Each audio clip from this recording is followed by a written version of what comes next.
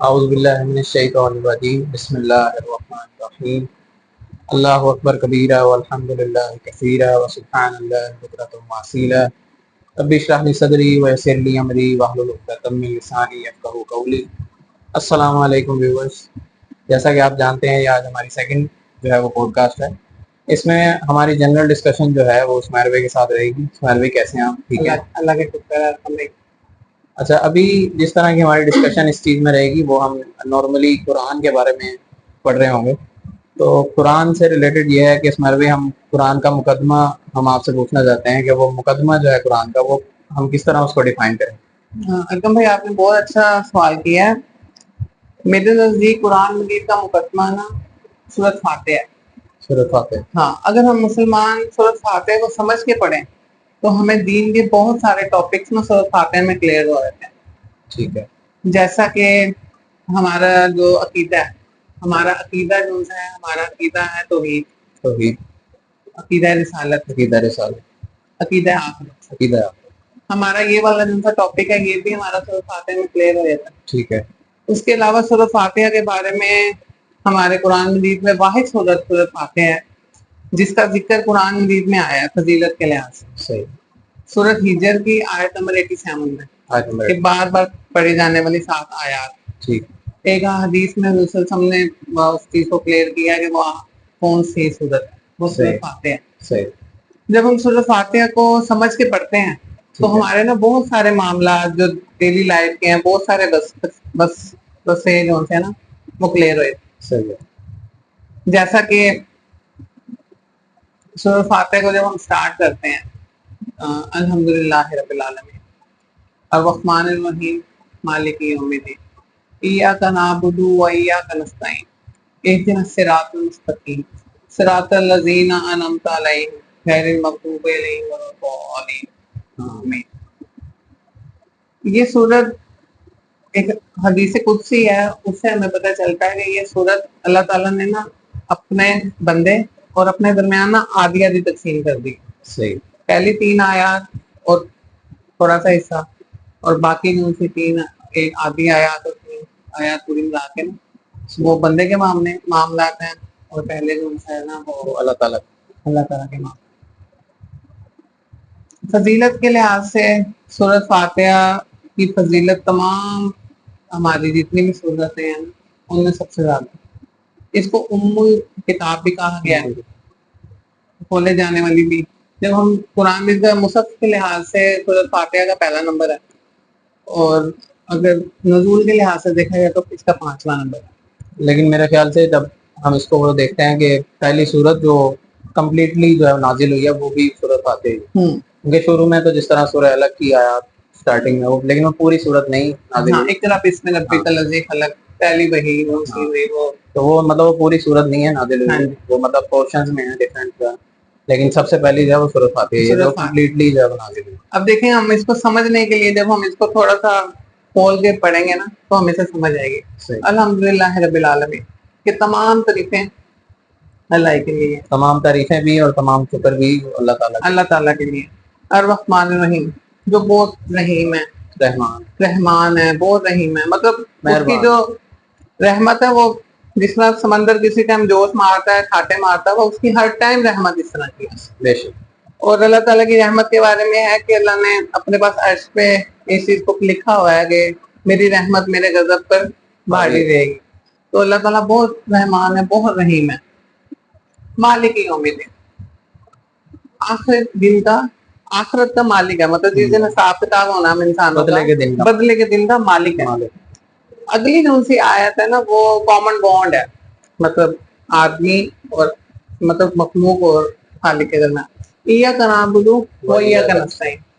اگر ہم اس کو تھوڑا سمجھ کے پڑھیں اس آیت کو تو ہمارے بہت سارے وسوسے ارقم بھائی کلیئر ہوئے کہ اللہ ہم تیری عبادت کرتے ہیں اور تو بھی اس سے مدد طلب کرتے ہیں۔ اور اگر تراجم دیکھیں، اے اللہ ہم تیری عبادت کرتے ہیں، دعا میں تجھی کو پکارتے ہیں، اے اللہ ہم تیری ہی عبادت کریں، تجھی سے مدد طلب کریں۔ مطلب اگر ہم بہت سارے تراجم ہمارے بہت سارے مکتوبہ فکر نے کیے ہیں، ہم سب کو پڑھیں تو مفہوم ایک ایسا ہی بنتا ہے کہ اللہ ہم عبادت بھی تیری کرتے ہیں اور دعا میں तुझी को पुकारते हैं بے شک गायब में। अब इसमें ना बहुत सारे वसवसे क्लियर होते हैं अगर हम इसको समझ के पढ़ें। पहली 3 आयत तो अल्लाह की हमद है, مطلب اللہ کی حمد ہے، پھر اس کے بعد انہوں نے جو مالک یوم الدین ہے اس میں وہ آخرت کا بھی آخرت کا عقیدہ بھی کلیئر ہو رہا ہے. مطلب وہ جو جس طرح میں نے ویڈیو کے سٹارٹ میں بتایا تھا کہ ہمارے جو ان سے مین عقیدہ ہے توحید ہے، عقیدہ رسالت ہے، عقیدہ آخرت. تو ہماری جو سورۃ فاتحہ نا اس چیز کو کور کر رہی ہے. ہم اس کو وائنڈ اپ کریں گے اینڈ میں نا انشاءاللہ. اب جب ایاک نعبد و ایاک نستعین کو ہم لے کے چل رہے ہیں، اس کو تھوڑا سا کھولتے ہیں، الیبوریٹ کرتے ہیں. تو آگے جب کہا جا رہا ہے ایاک نعبد و ایاک نستعین، اے اللہ دعا میں ہم تجھے کو پکارتے ہیں. حالانکہ جب عبادت ہے دعا اس میں شامل ہے، اس کو یہاں پہ نا اللہ تعالیٰ نے علیحدہ بتایا گیا ہے اور ہم نے اسپیسیفائی کیا. ہم نے اس چیز کو نوٹ کیا ہمارے ارد گرد کے معاشرے میں، چیزوں میں انسانیت کا غلوب بھی ارکم بھائی اسی چیز میں کہ نا وہ دعا کے لیے نا کسی اور کو بھی پکار لیتے ہیں اور وہ شرک ہو جاتا ہے. اللہ تعالیٰ کے نزدیک جو سب سے سینسٹیو ایشو ہے نا وہ شرک ہے.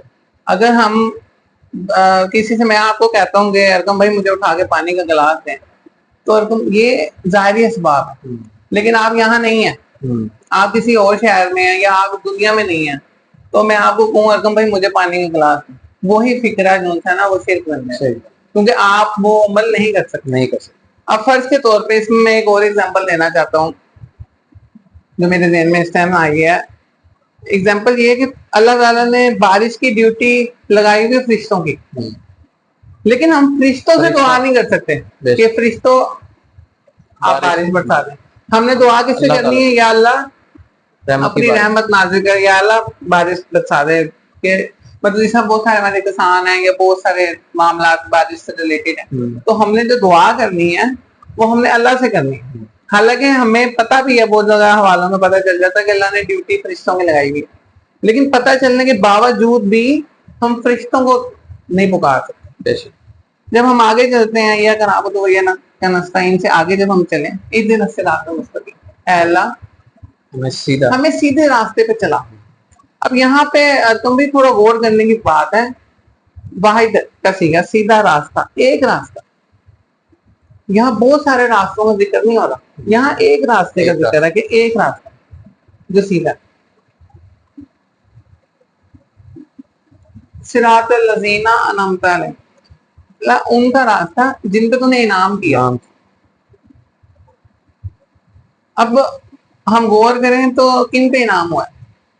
مطلب اگر موسٹ جو ہے سپیریئر جو ہے وہ ایک طرح سے لسٹ نکالیں تو اس میں انبیاء علیہ السلام کا انعام آتا ہے. اب دیکھیں نا ہم نے بات کرنی ہے ایک ریفرنس کے ساتھ. جس ٹائم سورۃ فاتحہ نازل ہوئی میں تو دوسرے صاحب کا دور تھا. ہمیں دیکھنا پڑے گا کہ ہمارے پاس کوئی ریفرنس ایسا ہے کہ انعام اس سے پہلے کن پہ ہوا. اس سے پہلے اگر ہم غور کریں گے تو اس سے پہلے انبیاء پہ انعام ہوا، ان کی آل پہ انعام ہوا. اس کے ریفرنس کے طور پہ میں کوٹ کرنا چاہوں گا، ہماری نماز میں درود شریف پڑھتے ہیں، درود ابراہیمی پڑھتے ہیں. اللہم صلی علی محمد وعلی آل محمد کما صلیت علی ابراہیم وعلی آل ابراہیم انک حمید مجید. اللہم بارک علی محمد وعلی آل محمد کما بارکت علی ابراہیم وعلی آل ابراہیم انک حمید مجید. اس کا مفہوم یہ ہے کہ اللہ حضور صلی اللہ علیہ وسلم اور ان کی آل پہ ایسے انعام کر جیسے تم نے حضرت ابراہیم اور ان کی آل پہ کیا، اسی طریقے سے برکتیں کر. مقصد کیا ہے؟ ہمیں یہاں سے کیا پتہ چل رہا ہے؟ حالانکہ درود شریف ہماری ڈیلی روٹین کا حصہ ہے، سورۃ فاتحہ ہماری ڈیلی روٹین کا حصہ ہے.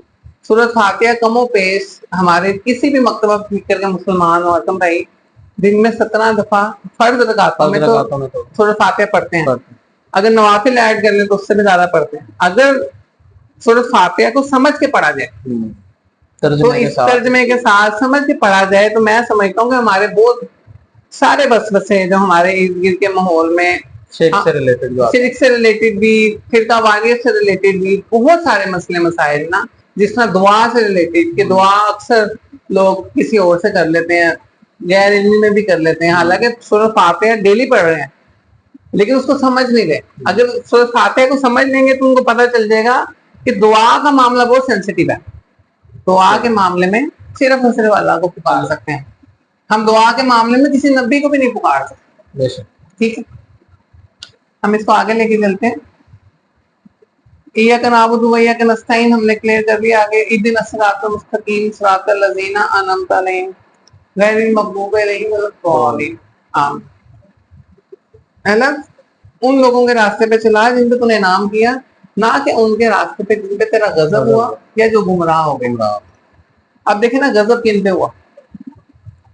हजरत हुज़ूर सल्लल्लाहु अलैहि वसल्लम के दौर से पीछे हमें बहुत सारी मिसालें मिल जाती हैं।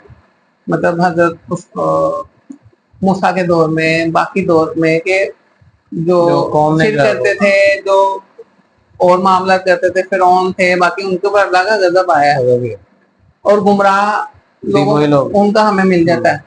हमारे यहाँ पे जो इससे पिछली आयत हमने कवर की उसमें ना लोग बहुत चीजों को ऐड कर देते। उसमें मैं बताना चाहता हूँ कि जो सा रास्ता है वो रास्ता पैगंबरों, हमें उस आयत की जब हमने एलैबोरेट उसको किया उससे हमें पता चला रास्ता पैगंबरों का, क्योंकि सब पैगंबरों का रास्ता एक ही है जो अल्लाह की तरफ लेके जाता है, जो हमें अल्लाह ताला की तरफ लेके जाता है। फिर उस रास्ते पे अमल करने की जो हमारे पास मिसालें मौजूद हैं, वो हमारे पास मिसालें मौजूद हैं अहले बैत की, सहाबा की। वैसे तो इसमें हम एक और हवाला भी ऐड कर सकते थे, क्या कहते हैं, सूरत निसा की आयत नंबर 67 जिसके अंदर बताया 69 हाँ, सूरत निसा की आयत नंबर 69 जिसमें इस चीज का जिक्र आया है कि ना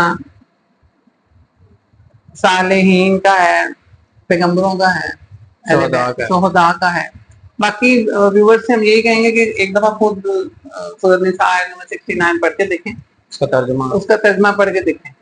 तो उसमें ना हमारे बहुत सारे मुकातिब पे फिक्र ना अपने अपने उसमें तबाह आजमाइयां करते हैं, लेकिन मुझे ऐसा लगता है हमें जो क्लियर जो हमारे वो है ना, तो वो अंबिया इकराम है, अहले बैत हैं और सहाबा हैं। उससे आगे हर बंदे की अपनी तबाह आजमाई है, हम उन चीजों में नहीं पढ़ते, क्योंकि हमें सूरत फातिहा को समझ के ये पता चलता है तुम भाई कि सूरत फातिहा हमारे अकायद को सीधा करती है, हमें बताती है रास्ता कौन सा रास्ता है। अब जिस तरीके से मैंने आपको बताया था हमारा जो अकीदा है तौहीद है, इसमें अकीदा तौहीद क्लियर हो रहा है।